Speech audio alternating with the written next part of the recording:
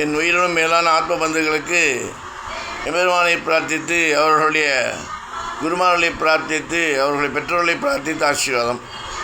இன்பம் எது, துன்பம் எது? இந்த வாழ்ந்த வாழ்க்கை இன்பம் நினச்சிட்டு இருக்கோம். அது பெரிய துன்பன்றது யாருக்குமே புரியாது. இன்பமே துன்பமாகும், துன்பமே இன்பமாகும். உடம்பு வந்துட்டுனா டாக்டர் மருந்து குடித்தே கசக்குது, அது துன்பம் நினைக்கலாம். பட் அது இன்பம். ஏன்னா உனக்கு அந்த பர்டிகுலர் டிசீஸ்லேருந்து உனக்கு விடுதலை கொடுக்குறாருல மருத்துவர், அதை இன்பமாக நினைக்கிறது. அது துன்பம் நினச்சா நம்ம வியாதியிலே வெளியே வர முடியாது. உலக வாழ்க்கை அனைத்துமே நம்ம நினச்சது, சாப்பிட்றது, போகிறது, வர்றது, தூங்குறது, காரு, பங்களா எல்லாம் இன்பம் நினச்சின்னு வாழறோம். அது ஒரு மாயான வாழ்க்கையில் அது பெரிய துன்பம்.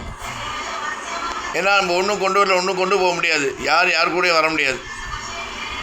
பெற்றவங்களாக இருந்தாலும் சரி, கட்டினவங்களாக இருந்தாலும் சரி, நீ பெற்ற பிள்ளைங்களாக இருந்தாலும் சரி.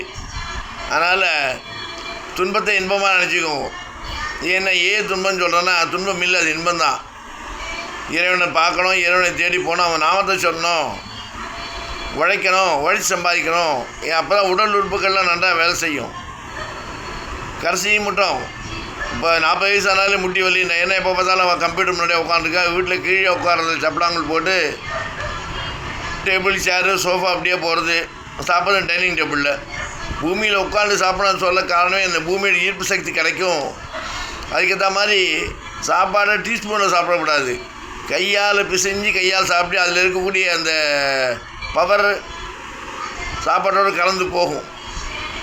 இது மாதிரி பல காரியங்களோட தான் அந்த காலத்தில் பெரியவாள்லாம் வாழ்ந்து காமிச்சா. இப்போ அதுக்கு எல்லாமே நேர்மாறாக போயிட்டோம் எல்லோரும். இயற்கைக்கே எதிராக இயற்கையை ஒன்றிய வாழலை.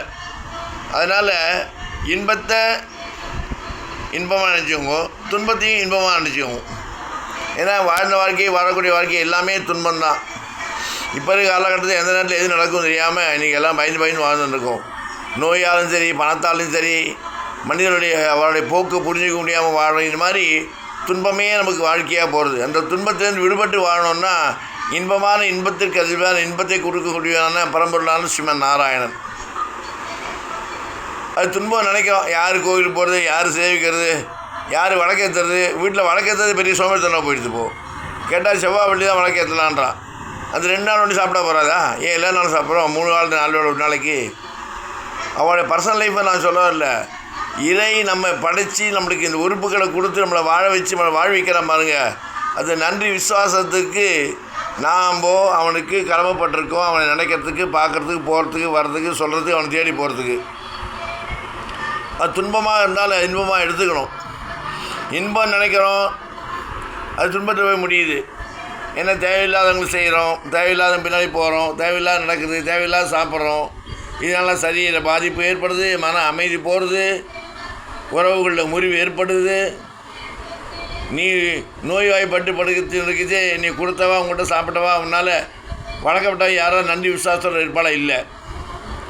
எற்றைக்கும் எழவே பிறவைக்கும் இந்த மாதிரி நீ செஞ்சாலும் செய்யட்டாலும் கொடுத்தாலும் கொடுக்காட்டாலும் உனக்கு நன்றி உணர்வோடு உன்னை தேடி வந்து காப்பாற்றக்கூடிய ஒரே ஒருத்தர் யாருன்னா பரம்பொருளான ஸ்ரீமன் நாராயணன். அவளுடைய குலதெய்வங்கள் அவளுடைய பிரார்த்தனைக்கு ஏற்றாற்போல் இஷ்ட தெய்வங்களையும் வணங்கலாம்.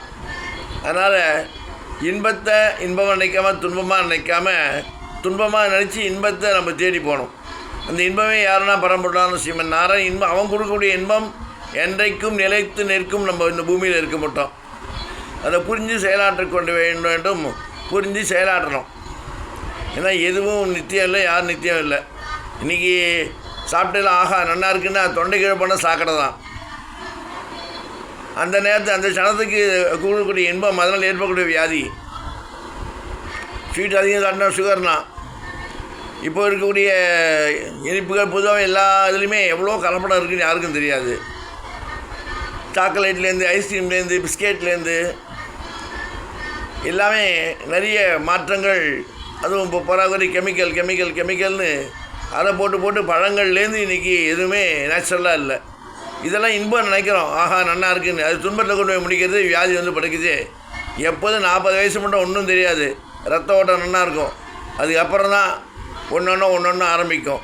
அது வராமல் அதை தடுத்து பாதுகாக்கணும்னா உணவு முறை, வாழ்க்கை முறை, வாழக்கூடிய முறை இது அனைத்தும் புரிந்து கொண்டு இன்பமாக துன்பம் இல்லாமல் வாழ்வாங்கு வாழ வேண்டும் என்று உலக மக்களின் சேவத்திற்காக அனைவருக்காக எம்பெருமானை பிரார்த்தித்த ஆசீர்வாதம். ராமானுஜர் திவ்ய திருவடிகளே சரணம்.